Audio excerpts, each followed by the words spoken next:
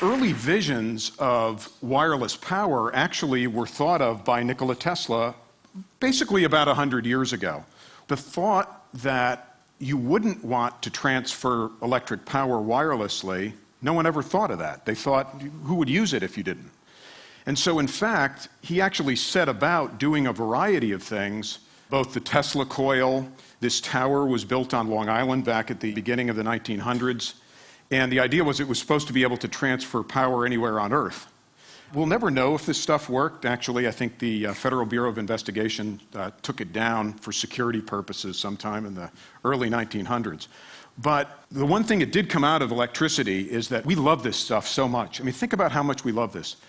If you just walk outside, there are trillions of dollars that have been invested in infrastructure around the world putting up wires to get power from where it's created to where it's used. The other thing is, we love batteries, and for those of us that have an environmental element to us, there's something like 40 billion disposable batteries built every year for power that, generally speaking, is used within a few inches or a few feet of where there's very inexpensive power. So before I sort of got here, I thought, I am from North America. We do have a little bit of a reputation in the United States, so I thought I'd better look it up first. So definition number 6 is the North American definition of the word suck. Wires suck. They really do.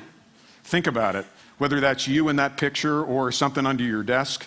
The other thing is, batteries suck too. And they really, really do. Do you ever wonder what happens to this stuff? 40 billion of these things built? This is what happens. They fall apart, they disintegrate, and they end up here. And so when you talk about expensive power, the cost per kilowatt hour to supply battery power to something is on the order of 200 to 300 pounds. Think about that. The most expensive grid power in the world is thousandths of that. So, fortunately, one of the other definitions of suck that was in there, it does create a vacuum, and nature really does abhor a vacuum. And so, what happened back a few years ago was a group of theoretical physicists at MIT actually came up with this concept of transferring power over distance. Basically, they were able to light a 60-watt light bulb at a distance of about 2 meters. They got about 50% of the efficiency. By the way, that's still a couple thousand times more efficient than a battery would be to do the same thing. But we're able to light that and do it very successfully. This was actually the experiment, so you can see the coils were somewhat larger. The light bulb was a fairly simple task from their standpoint. This all came from a professor waking up at night to the 3rd night in a row that his wife's cell phone was beeping because it was running out of battery power. And he was thinking, with all the electricity that's out there in the walls, why couldn't some of that just come into the phone so I could get some sleep? And he actually came up with this concept of resonant energy transfer. But inside a standard transformer are 2 coils of wire. And those 2 coils of wire are really, really close to each other and actually do transfer power magnetically and wirelessly, only over a very short distance. What Dr. Soyachich figured out how to do was separate the coils in a transformer to a greater distance than the size of those transformers using this technology, which is not dissimilar from the way an opera singer shatters a glass on the other side of the room. And it's a resonant phenomena for which he actually received a MacArthur Fellowship Award, which is the nickname the Genius Award, last September for his discovery. So how does it work? Imagine a coil. For those of you that are engineers, there's a capacitor attached to it too. And if you can cause that coil to resonate, what'll happen is it'll pulse at alternating current frequencies, at a fairly high frequency, by the way. And if you can bring another device close enough to the source that will only work at exactly that frequency, you can actually get them to do what's called strongly couple and transfer magnetic energy between them. And then what you do is you start out with electricity, turn it into a magnetic field, take that magnetic field, turn it back into electricity, and then you can use it. Number one question I get asked, I mean, people are worried about cell phones being safe. What about safety? First thing is, this is not a radiative technology. It doesn't radiate. There aren't electric fields here. It's a magnetic field. It stays within either what we call the source or within the device. And actually, the magnetic fields we're using are basically about the same as the Earth's magnetic field. We live in a magnetic field.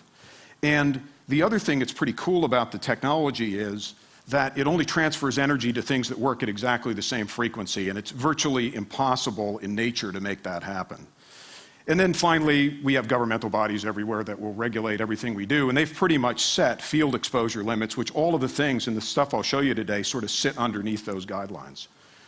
Mobile electronics, home electronics, those cords under your desk, I bet everybody here has something that looks like that, or those batteries. There are industrial applications, and then finally electric vehicles. These electric cars are beautiful, but who is going to want to plug them in? Imagine driving into your garage. We've built a system to do this. You drive into your garage, and the car charges itself because there's a mat on the floor that's plugged into the wall, and it actually causes your car to charge safely and efficiently. And then there's all kinds of other applications, implanted medical devices where people don't have to die of infections anymore if you can seal the thing up, credit cards, robot vacuum cleaners. So what I'd like to do is take a couple minutes and show you actually how it works. And what I'm going to do is to show you pretty much what's here. You've got a coil. That coil's connected to a RF amplifier that creates a high-frequency oscillating magnetic field. We put one on the back of the television set. By the way, I do make it look a little bit easier than it is. There's lots of electronics and secret sauce and all kinds of intellectual property that go into it. But then what's going to happen is it'll create a field. It'll cause one to get created on the other side. And if the demo gods are willing, in about 10 seconds or so, we should see it. The 10 seconds actually are because I don't know if any of you have ever thought about plugging a TV in when you use just a cord. Generally, you have to go over and hit the button. So I thought we put a little computer in it that has to wake up to tell it to do that. So I'll plug that in. It creates a magnetic field here. It causes one to be created out here. And as I said, in sort of about 10 seconds, we should start to see. This is a commercially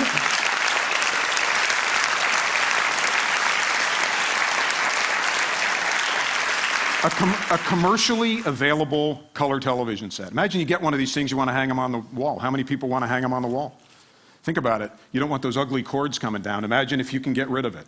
The other thing I wanted to talk about was safety. So there's nothing going on. I'm okay. And I'll do it again, just for safety's sake. Almost immediately, though, people ask, how small can you make this?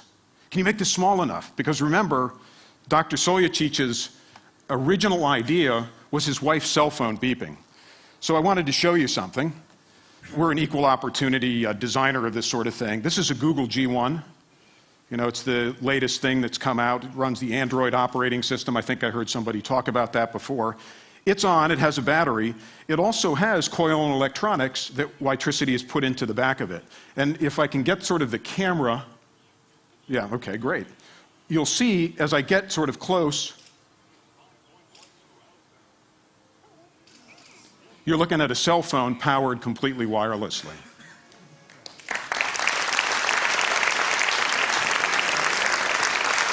And I know some of you are Apple aficionados, so they don't make it easy at Apple to get inside their phone, so we put a little sleeve on the back, but we should be able to get this guy to wake up too. And those of you that have an iPhone recognize the green center, and Nokia as well. You'll see that what we did there was put a little thing in the back to do that, and it probably beeps actually as it goes on as well. But the screen, typically you use it to light up the screen. So imagine these things could go in your ceiling, they could go in the floor, they could go actually underneath your desktop, so that when you walk in or you come in from home, if you carry a purse, it works in your purse. You never have to worry about plugging these things in again, and think of what that would do for you. So I think, in closing, sort of in the immortal visions of the New Yorker magazine, I thought I'd put up one more slide.